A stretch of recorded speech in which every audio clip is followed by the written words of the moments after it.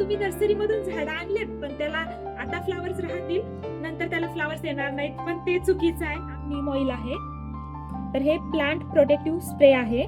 तर खरंच हा युजफुल आहे. थोड्याशा मुंग्या झाल्यात आणि ह्याच्यावर परत हे रोग पडत आहे. तर आता ह्याच्यावर परत एकदा आम्ही ते नीम ऑइल स्प्रे करू, म्हणजे हेही निघून जाईल. यूज केला होता, म्हणजे हा एकच असतं ना, एवढं काय दोन्ही मध्ये चेंज, म्हणून डोकं लावलं होतं थोडं.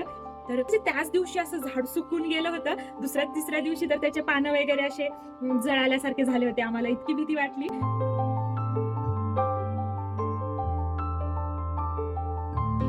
कसे फ्लावर्स आले आणि या अगोदर कसे होते माहिती आहे ना, साधं म्हणजे एक कळी एक फूल आम्ही कितीतरी दिवस झालं बघितलं नव्हतं, आणि किती फ्लावर्स. म्हणजे तुम्हाला अगोदरच्या ब्लॉग मध्ये मी म्हणलेलं आहे की याचं फ्लावर कोणत्या कलरचं आहे ते आम्हाला आठवण नव्हती, आणि आता इतके भारी फ्लावर्स लागायले. डेली एक 3-4 फ्लावर्स आमच्या तोडणं चाललेले आहेत तरी पण. आणि आता तुम्ही कळ्या बघा, एवढे सारे फ्लावर्स आहेत, आणि इथं तुम्ही कळ्या बघू शकता. इथं बघा, इथं बघा, इथं बघा, खाली बघा. तर खरंच खूप खुश आहोत आम्ही. आणि तुम्हाला जर असं आमच्यासारखं खुश व्हायचं असेल, तुमचे प्लांट्स पण असे हरभरून मस्त फ्लावर्स द्यावासे वाटत असेल ना, तर काही टिप्स तुम्हाला सांगते. तर आम्ही झाड खूप वाढलं होतं, हेच नाही बरेच झाडं. तर आम्ही पाऊस पडण्याच्या अगोदर म्हणा किंवा 1-2 पाऊस पडल्यावर छान अशी झाडाची कटिंग केली होती. कम्प्लीट झाड आम्ही इथून कट केले होते. वरती काहीच पानं वगैरे ठेवले नव्हते, आणि आमच्या झाडाला किडे वगैरे लागले होते, खूप सारे इन्सेक्ट वगैरे लागले होते, खाली मुंग्या लागल्या होत्या. तर त्याच्यासाठी आम्ही पर्याय शोधून काढला होता. त्यासाठी आम्ही घरगुती उपाय पण यूज केले, आणि काही ऑनलाईन पण मागवलंय आम्ही, तेही तुमच्यासोबत शेअर करते. तर अगोदर आमचे झाडं कसे झालेत, किती फ्रेश दिसायले ते आता तुम्ही बघा.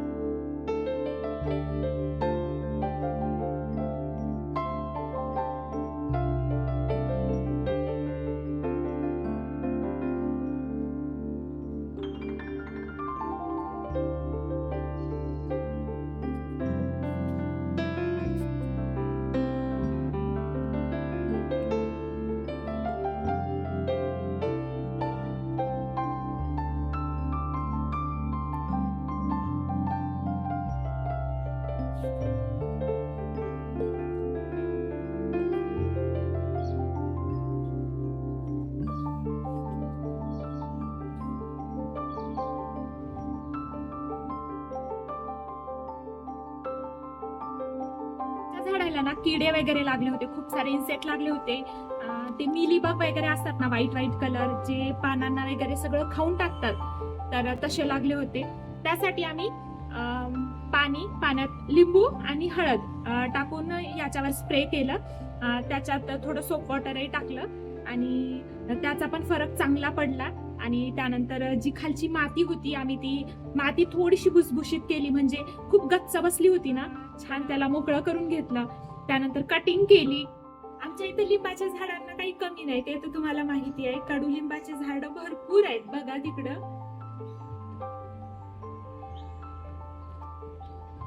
तर छान असं लिंबाचे पानं तोडून त्याला ग्राइंड करून त्याला एका चाळणीनं चाळून घेतलं, आणि त्यात थोडीशी हळद टाकून त्याचाही स्प्रे केला. त्याच्यामुळं मॅक्सिमम जे इन्सेक्ट होते, किडे होते, ते गेले.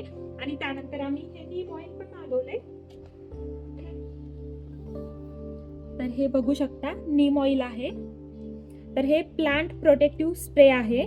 तर खरंच हा युजफुल आहे बरं. आम्ही घरगुती उपाय केले, त्यानंतर हे पण यूज केलं, आणि याच्यामुळं ना प्लांटवर अजून जे किडे वगैरे राहिलेले किंवा खाली मुंग्या वगैरे होत्या ना, त्या कंट्रोल झाल्या, आणि झाडांची अशी वाढ झाली, आणि एवढे फुलं लागायला लागलेत. आणि तुम्हाला वाटेल की फक्त हे एकच झाड दाखवायले मी, पण नाही, आमच्या सगळ्या झाडांना असेच फुलं यायलेत.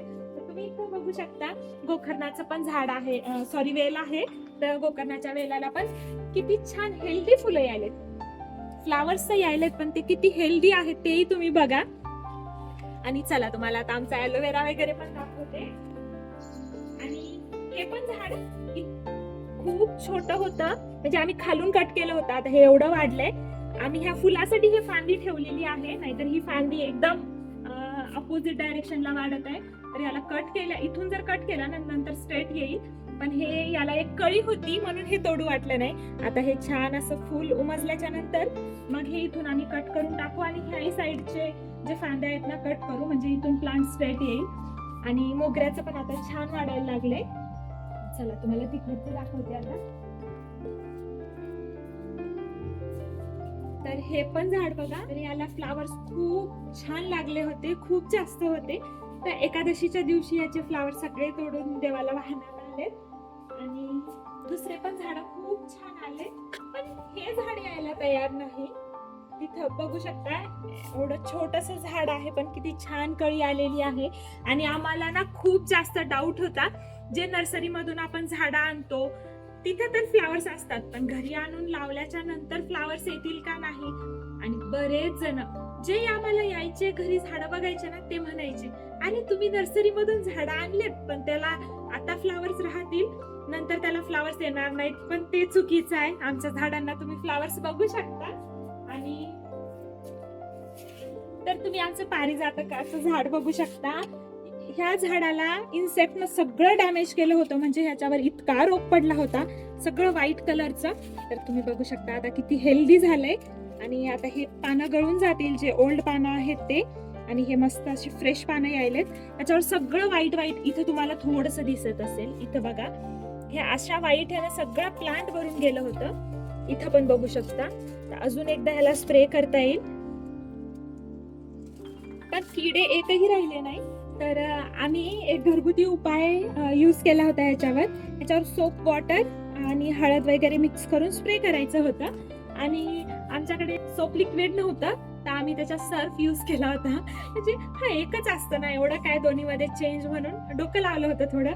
तर दुसऱ्या तिसऱ्या दिवशी, म्हणजे त्याच दिवशी असं झाड सुकून गेलं होतं. दुसऱ्या तिसऱ्या दिवशी तर त्याचे पानं वगैरे असे जळाल्यासारखे झाले होते. आम्हाला इतकी भीती वाटलं जे दिलं ते आपण केलं पाहिजे, जे गुगलवर युट्यूबवर सांगितलंय ते काही मनानं केलं की असं होतं. पण नाही, नंतर जाग्यावर आलं आमचं झाड. आम्ही नंतर अजून दुसरे 2-3 उपाय छान केले, आता मस्त रिझल्ट आहे. आणि आमचा ॲलोवेरा बघा तुम्ही किती छान आलाय. तर आमच्या झाडांच्या इथं काही खूप सारं गवत झालंय, ते काय आम्हाला काढणं झालं नाही, ते थोडंसं इग्नोर करा, कारण आता आठवड्यानं आम्हाला ह्याच्या मागे लागावं लागेल. पण आमचे जे चामंतीचे झाडं आहेत ना, कम्प्लीट गेले होते. फक्त मी आरमुरून कावेरी अक्कानं दिलेलं एक झाड तेवढं राहिलं होतं, बाकी सगळे झाडं आता काढून फेकायच्याच मार्गावर होते. वाटलंही नव्हतं ते झाडं असे येतील. तर तुम्ही बघू शकता किती छान यायला लागले. आणि हे बघा, याच्यावर थोड्याशा मुंग्या झाल्यात, आणि ह्याच्यावर परत हे रोग पडत आहे. तर आता ह्याच्यावर परत एकदा आम्ही ते नीम ऑइल स्प्रे करू, म्हणजे हेही निघून जाईल. आणि तुम्ही इकडचं झाड बघा किती फ्रेश आहे, आणि थोडं याच्यावर इथं रोग आहे आता. तर आमचे सगळे झाड असे झाले होते. चला तुम्हाला दाखवता दाखवता हे इथला एक प्रॉब्लेम दिसलाय, तर त्याला लगे आम्ही 1-2 दिवसात स्प्रे करू. तर असे आहेत आमचे हेल्दी झाडं आता. आणि मागे काही दिवसात तर असं झालं होतं, सगळं आमच्या इथं तुळशीच लागल्या होत्या, दुसरे झाडं दिसायलाच तयार नव्हते. पण आता छान असे सगळे झाडं आलेत. तुम्ही पण असे घरगुती उपाय यूज करू शकता. तुमच्या प्लांटला जसं आपण तांदूळ धुतो त्याचं पाणी असतं ते टाकू शकता, किंवा आपण चहापत्ती राहते, चहा उकळल्याच्या नंतर ते 1-2 वेळेस वॉश करून ती जे उरलेली पत्ती आहे किंवा त्याचं पाणी आहे ते टाकू शकतो. किंवा आपले जे लिंब असतात घरात, ठीक आहे उन्हाळा होता, महाग होते, पण आता इथून पुढे म्हणा, किंवा जे लिंब आपण यूज केल्याच्या नंतर ते राहतं, ते काही वेळ पाण्यात भिजवून त्याच्यात थोडीशी हळद टाकून ते स्प्रे करू शकतो, किंवा ह्याच्या बुडाला टाकू शकतो. किंवा एखादी झाड जर तुम्ही लावलं, आता एखादी कलम करून जर तुम्ही लावतो म्हणलं ना, ते लावल्याच्या नंतर त्याच्यावर थोडासा ॲलोवेरा लावायचा किंवा हळद लावायचं. जसं आपल्याला जखम झाल्यावर आपण हळद कशी लावतो, म्हणजे ते प्लांट खराब होणार नाही, किंवा वरतून वाळणार नाही, किंवा त्याला कोणते इन्सेक्टिसाइड वगैरे लागणार नाहीत. तर अशा छोट्या छोट्या गोष्टी आहेत. आणि तुमच्या घरच्या कोणत्याही झाडाची किंवा कशाची कलम जर तुम्हाला करायची असेल ना, ते कट केल्याच्या नंतर, घरचीच नाही, जर तुम्ही कुठूनही कोणतंही जर कलम आणलेली असेल, कोणती स्टिक जरी आणलेली असेल झाडाची, तर अगोदर ते पाण्यात ठेवायचं. जर तुम्ही 5-6 दिवस किंवा आठवडाभर जर ते पाण्यात ठेवलं ना, त्याला आपोआप खाली मुळी फुटतात. इतका लवकर ग्रोथ होतं ना त्या प्लांटची. नंतर मग आठवडा झाल्याच्या नंतर त्याला मुळी वगैरे आल्याच्या नंतर, किंवा त्याला छोटे छोटेशी पानं फुटल्याच्या नंतर, मग तुम्ही पॉटमध्ये म्हणा किंवा खाली सॉइलमध्ये, मातीमध्ये लावू शकता. तुम्ही कधी ही ट्रिक यूज केली नसेल ना, तर नक्की यूज करून बघा, खूप युजफुल आहे. आम्ही बरेच असे झाडं तसं केलेलं आहे, बाहेरून जर कुठून आणलं ते पाण्यात ठेवायचं आणि नंतर ते लावायचं. आता तुम्हाला दाखवते, हे लिंबाचं जे झाड आहे ना, आम्ही आणल्याच्या नंतर आता असं वाळायला म्हणजे ते येतं का नाही असं झालं होतं आणल्याच्या नंतर, कारण आम्ही आणलं, त्याला माती लावून आणलं होतं. 2 दिवस ते तसंच राहिलं, नंतर इतकं सुकून गेलं, तर त्याला आम्ही मग 2-4 दिवस पाण्यात ठेवलं. नंतर ते अजून फ्रेश झालं, त्याला मुळ्या फुटल्या आणि त्यानंतर असं झाड आलंय आता. तर आम्ही ह्याचे खूप सारे फांटे कट केले, तुम्ही बघू शकता. हे खालचे इथला कट केला, इथला, इथं हे वाला, कारण हे एक साइडच वाढत होते. तर हे लिंबाचं झाड आहे, असं हाईटला असलं, नंतर फांदे जास्त असला तर चांगलं असतं, म्हणून आम्ही खालचं सगळं कट केलंय. आणि इथं बघा कडपत्त्याचं पण मस्त यायला लागलंय आता. आणि मी जे म्हणलं होतं तुम्हाला की जे कलम केलेले आहेत ते पाण्यात ठेवायच्या, ते पाण्यातच ठेवल्या होत्या. 8-15 दिवस झालं, याला मस्त असे पानं फुटले होते, पण आमच्या लेकरांनी कधी खेळत खेळत ते काढून फेकलं होतं साईडला, माहिती नाही, म्हणून आता मी इथं लावून ठेवलंय. पण एवढे पानं त्याला फुटले होते. तर असं आहे. चला मग भेटूया अशाच एका नवीन व्लॉग मध्ये, तोपर्यंत बाय.